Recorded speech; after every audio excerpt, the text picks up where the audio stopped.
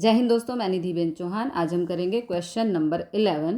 If alpha and beta are different complex numbers with modulus of beta equal to 1, then find modulus of beta minus alpha upon 1 minus alpha conjugate beta।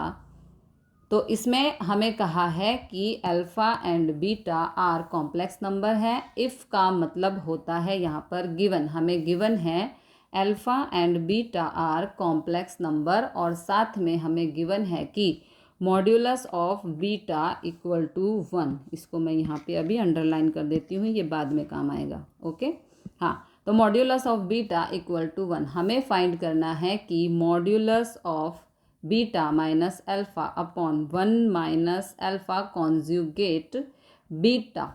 अब एक property होती है z into z conjugate equal to modulus of z का square होता है। इस property की help से इस क्वेश्चन को सॉल्व करेंगे। तो नेक्स्ट पेज पर चलते हैं।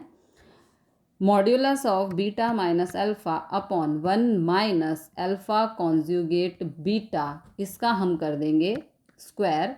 अब modulus of z square is z into z conjugate. Okay, यानी कि ये हमारा पूरा का पूरा z है। Okay, modulus of z square, इसको हम इस तरह से लिख सकते हैं। z की जगह पर ये पूरी वैल्यू और z का कर देंगे कॉन्जुगेट। ओके, इसको हमने इस तरह से लिख दिया। ये हमने प्रॉपर्टी यहाँ पर अप्लाई की कि जो मॉड्यूलस ऑफ z स्क्वायर है, इसको हम इस तरह से लिख सकते हैं। ये पूरा का पूरा z है। ओके, इस पूरे का conjugate using this property. So this is modulus of z square equal to z into z conjugate। अब ये जो conjugate का निशान है ये ऊपर वाले और नीचे वाले दोनों के लिए है, तो इसको हमने यहाँ पर बांट दिया।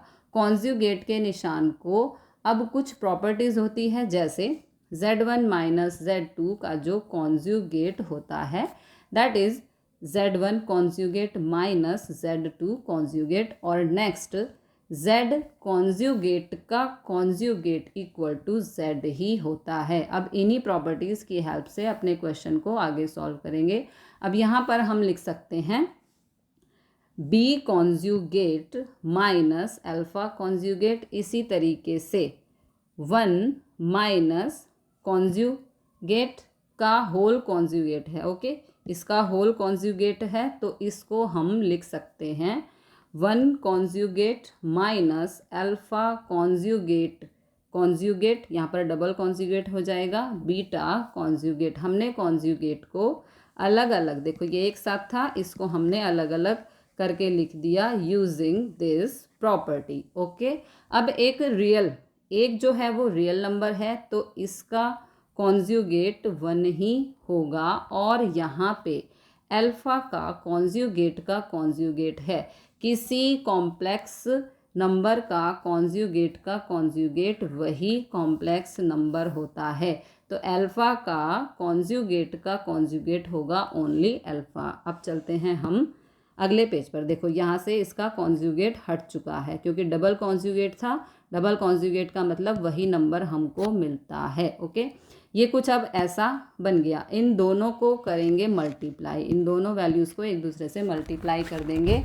तो b को पहले इन दोनों से मल्टीप्लाई। ओके, तो b इंटू बी कॉन्जुगेट, ये हो जाएगा बीटा का कॉन्जुगेट। फिर beta into minus alpha conjugate, तो प्लस माइनस माइनस हो जाएगा, बीटा अल्फ़ा का कॉन्जुगेट हो जाएगा। ओके, इसके बाद माइनस अल्फ़ा से इन दोनों को करेंगे मल्टीप्लाई, तो minus alpha into beta conjugate, तो ये हो जाएगा अल्फ़ा बीटा का कॉन्जुगेट। फिर माइनस अल्फ़ा को माइनस अल्फ़ा कॉन्जुगेट से मल्टीप्लाई करेंगे, तो माइनस माइनस हो जाएगा प्लस, और ये हो जाएगा alpha conjugate.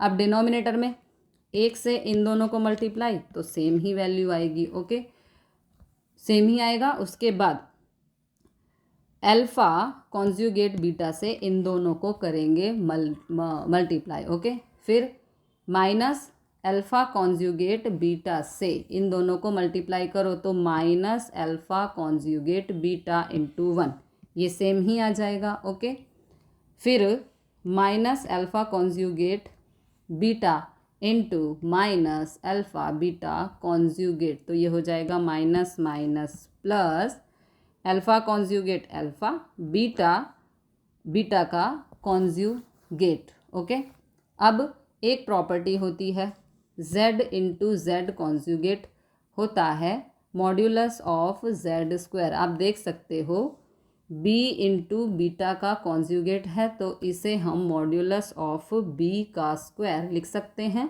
Modulus of b का square minus beta alpha conjugate minus alpha beta का कॉन्जुगेट, फिर यहाँ पर देखो अल्फ़ा इंटू अल्फ़ा कॉन्जुगेट है। अगेन इस प्रॉपर्टी की हेल्प से इसको हम लिख सकते हैं मॉड्यूलस ऑफ अल्फ़ा का स्क्वायर। अब डिनोमिनेटर में ये सेम 1, ये भी यहाँ पर सेम वैल्यू और ये भी यहाँ पर सेम वैल्यू। अब यहाँ पे alpha conjugate into alpha will be modulus of alpha का स्क्वायर।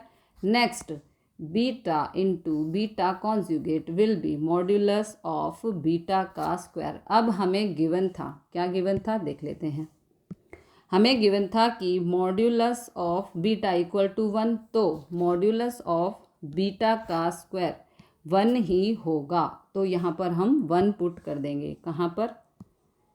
यहाँ मॉड्यूलस ऑफ बीटा का स्क्वायर 1 और यहाँ पर भी मॉड्यूलस ऑफ बीटा का स्क्वायर 1 ही होगा। जहाँ पर भी ये है मॉड्यूलस ऑफ बीटा का स्क्वायर वहाँ पर हम 1 लिख सकते हैं। तो चलते हैं अगले पेज पर। ओके, यहाँ पर हमने 1 लिख दिया और इसको हमने अरेंज करके लिख दिया। यहाँ पर मॉड्यूलस ऑफ बीटा स्क्वायर की जगह 1 और यहाँ पर भी मॉड्यूलस ऑफ बीटा स्क्वायर उसकी जगह 1 किया, तो 1 से इसको मल्टीप्लाई करेंगे तो सेम ही रहेगा।